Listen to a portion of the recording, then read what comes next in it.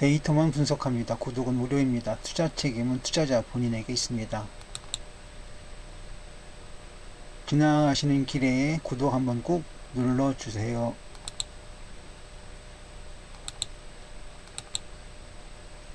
차트는 장 종료 이후의 값입니다.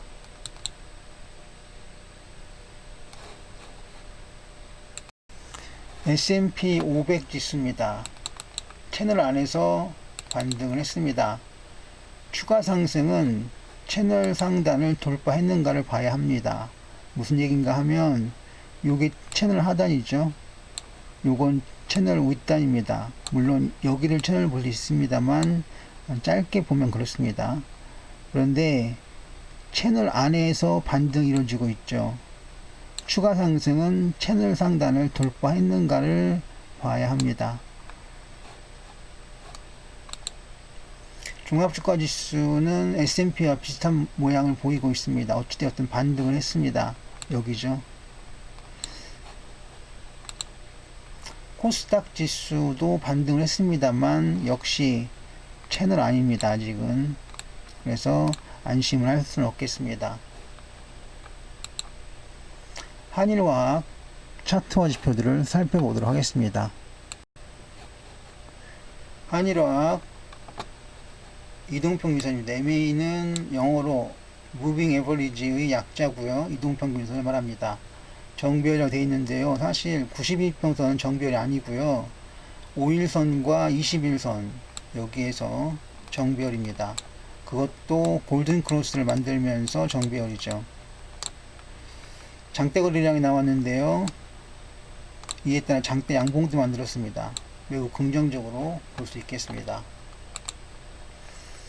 한일화학의 선 차트를 볼 수 있는데요. 단기 반등 중입니다. 이렇게 가능하고 여기서 이렇게 뻗어나갔습니다. 한일화학의 플로우 차트입니다. 이 원안에 보시면 길게 선이 하나 그어지죠. 이거는 그만큼 상승세가 강하다는 걸 의미합니다. 폭이 넓을수록 상승세가 강합니다. 플로우 차트. 다음 EQ 볼륨 차트입니다. 단기 고점일 가능성도 있지만 사실 이게 뻗어나갈 수도 있습니다. 얼마든지. 하지만 제가 보기에는 여기가 단기 고점일 가능성도 있어 보인다고 말씀드리겠습니다. 한일화학의 그물 차트입니다. 지난 금요일 7월 8일에 이동평균선 골든크로스가 발생했다고 지적을 해주고 있습니다. 그물 차트는 저는 종종 보는데 그 이유는 잘 보이지 않는 이동평균선상의 뭐 데드크로스, 골든크로스 같은 것을 잘 잡아주기 때문입니다. 다음은 한일화학의 대기물대입니다. 어제 7월 8일날 금요일날 종가에서 최대 매물대를 만들었습니다. 이것은 후에 주요 지지저항선으로 작용할 것으로 보겠습니다. 장대 거래량을 어제 만들었죠. 그래서 장대 양봉이 나왔습니다. 그런데 이것은 아쉽게도 최대 매물대를 만들어 버렸습니다.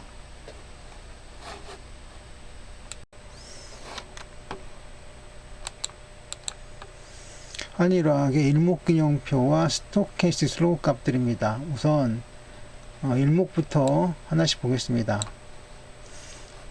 일목균형표 구름대 위로 머리를 내밀었습니다. 그리고 후행스팬도 그렇고요. 기준선 전환선은 정배열로 보입니다. 그래서 일목균형표 상승 매수 시그널이고요. 스토캐스틱 슬로우 값도 매수 시그널 이외에 진행이 되고 있습니다. 그래서 한일화학은 상승 신호 발생 중이라고 하겠습니다.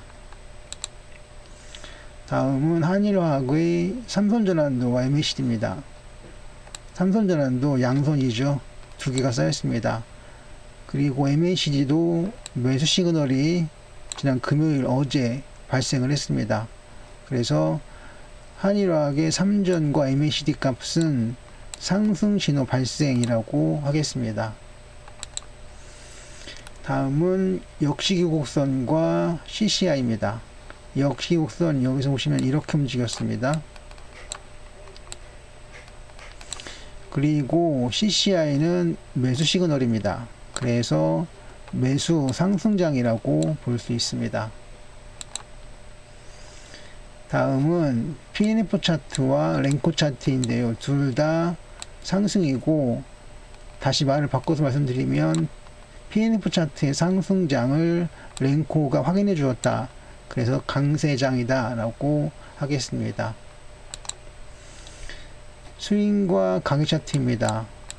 왼쪽의 스윙 차트 중심선이 서로 교차하면서 상승 시그널을 보여주고 있고요. 가격 차트도 갈색 선이 위에 나와 있습니다. 이 경우 매수 시그널이죠. 그래서 둘 다 상승 신호 발생이라고 하겠습니다. 다음은 한일화학의 기본 차트 볼 텐데, 보통 기본 차트 하면 일봉, 이평선, 그 다음에 거래량인데요. 여기서는 거기에 두 가지를 더 강조합니다. 하나는 90일 이평선, 또 하나는 CO, 즉 트라이킨스 오실레이터 값을 강조하는데요.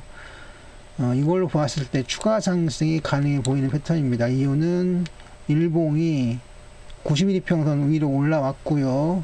그리고 트라이킨스 오실레이터는 영선, 기준선을 돌파했기 때문입니다. 그래서 추가 상승이 가능한 모양이라고 하겠습니다.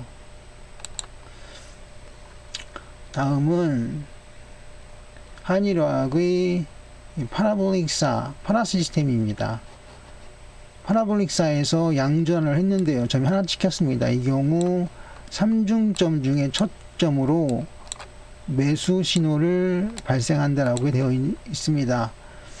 거기다가 DMI도 플러스 D암이 위에 있죠. 그리고 ADX도 고개를 위로 들었으면 추세가 살아있다는 건데요. 종합하면 강한 매수 상승 신호가 발생했다라고 하겠습니다. 지난 금요일 7월 8일에 매수 신호가 발생했다라고 하겠습니다. 다음은 DMA와 MFI 값인데요. DMA 고개를 들었고 MFI도 매수 시그널이 나와 있습니다. 그래서 상승 신호 발생 중이라고 하겠습니다. 다음 한일화학의 볼린저 밴드와 BWI입니다. 볼린저 밴드는 뒤에도 계속 등장을 합니다. 중심선을 일봉도 넘어섰죠. 그리고 상승 확산기에 접어들었습니다. 그래서 상승 확장기에 돌입했다고 말씀을 드릴 수 있겠습니다. 다음 한일화학의 볼린저 밴드와 파라볼릭사인데요. 볼린저 밴드는 조금 전에 보신 것처럼 중심선을 넘었고 상한선까지 돌파했습니다. 상승장인데, 파라볼릭사도 양전을 하면서 3중점 중 첫 번째가 발생을 했습니다. 그래서 상승 전환 신호라고 하겠습니다. 다음은 이평선과 볼린저 밴드인데요. 이평선은 따로 볼 필요가 없이 여기 보겠습니다. 21선이죠. 그리고 5일선입니다. 서로 골든 크로스가 됐습니다. 그건 강한 상승장이라는 것을 알 수 있게 해줍니다. 자, 그래서 하나 더 써놨는데요. 무빙 에버리지는 골든 크로스가 발생했다라고 되어 있습니다. 다음은 볼린저 밴드에 또 나와 있는데요. 중심선과 상한선 돌파했다. 앞에서 말씀드린 바와 같고, RSI를 끌어왔는데요. 매수 시그널이죠.